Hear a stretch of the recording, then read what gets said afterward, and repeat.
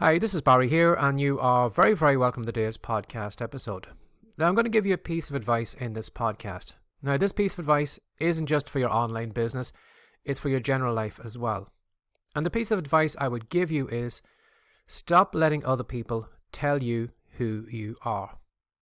Now, the person you are right now, the person who's listening to this podcast, watching this video, isn't probably the truest version of you. Because what you've done is you've taken an opinion from someone else and you've lived your life on that opinion. You know, if we look at maybe the school system, for example, you know, when you look at the kids go in the door on the first day, you know, they're full of fun, they're full of mischief, they are keen to learn. And then you look at the kids at the other end of the school system. They come out, they have no confidence in themselves, they are feeling that they are stupid, or they're not the cool kid, or they're ugly, or whatever. And the people that come out the other side, the reason they feel that way is because they picked up opinions, things that were mentioned to them in school, and they believe that that was part of us. Again, maybe you might have had an exam.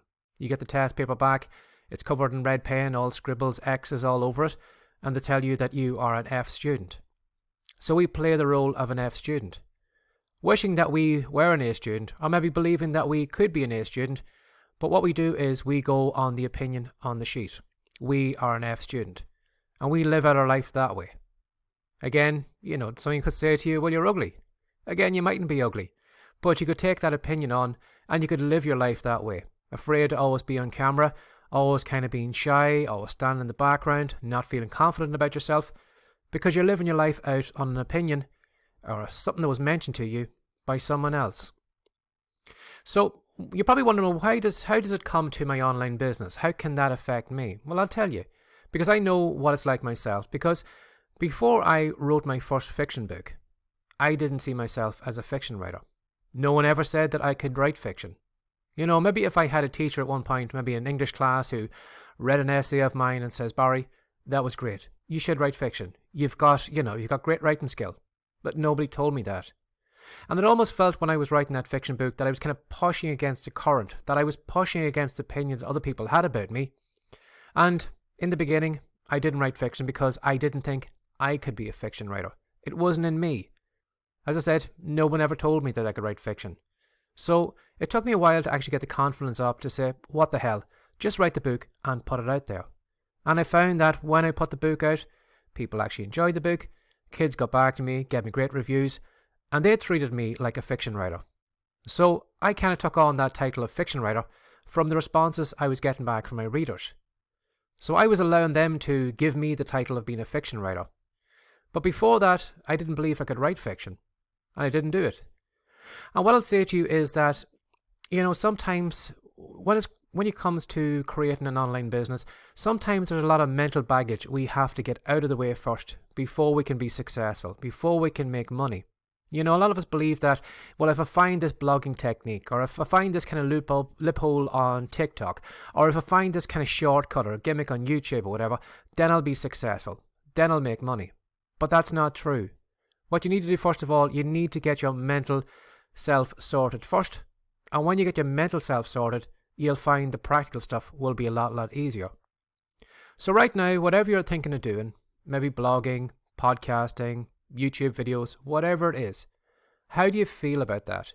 Do you see yourself as a podcaster? Do you see yourself as someone who should be in TikTok? Do you see yourself as someone who can make money selling digital products? Now be honest with yourself. Do you see yourself as that way? Now, if you don't see yourself that way, I'm not here to say that you can't be that, because you probably most definitely can. But I would look at some of the mental baggage you have in your head. You know, has there been something said to you at one point where maybe somebody said that you aren't clever? You're not stupid. Who should listen to you? And we kind of look over here, look at all the garbage over here and base our decisions on what the junk over here is, rather than actually saying, well, what would I like to do? Would I like to write a fiction book? Would I like to have a podcast? Would I like to have a YouTube channel? And just actually going in that direction. And then when you go down that direction, you'll find that people will accept you as that thing and always see you as that thing. Again, too, putting the kids aside, even in my own family, my own kids kind of laughed at me. My wife laughed at me, especially when I said that I was going to write romance books. You know, me, I wouldn't call myself the most romantic person in the world, But when I told her I was going to write romance books, she just burst out laughing. But it was only when I actually wrote that first book, when I started putting the books there, publishing them, and when the money started coming in, then I got people's attention. And then suddenly I became Dad, who's the writer. So, as I said, we unfortunately base our lives, what we would like to do, on what other people think about us, what other people have said about us in the past, and we live out our lives on those routes. So, as I said, sometimes when it comes to creating an online business, we believe we need all the tips, the techniques, all the tricks and all that, and all the gimmicks, but sometimes we just need to get our mental head sorted first. And when you find you've got your mental head sorted first, when you show up on camera, you'll be your true self. You'll be doing something that you like.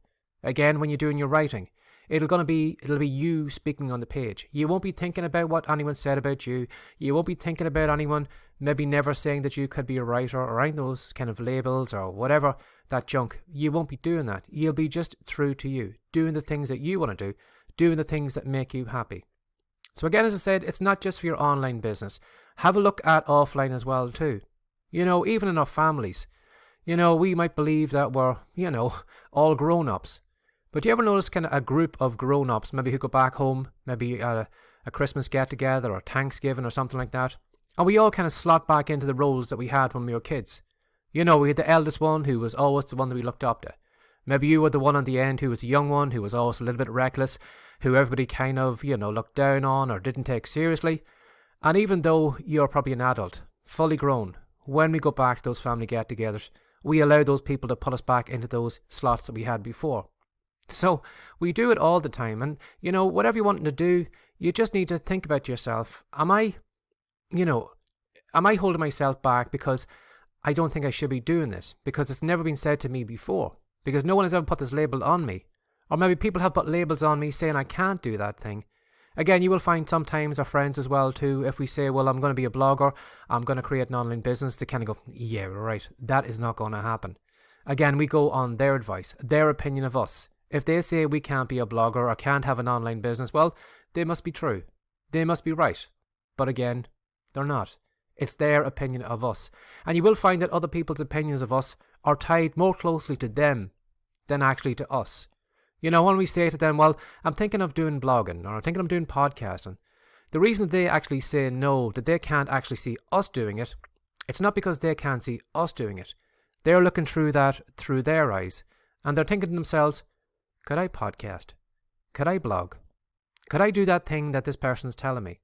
And you will find when they don't see themselves doing that, they're going to turn around and say, well, I can't see you doing it either.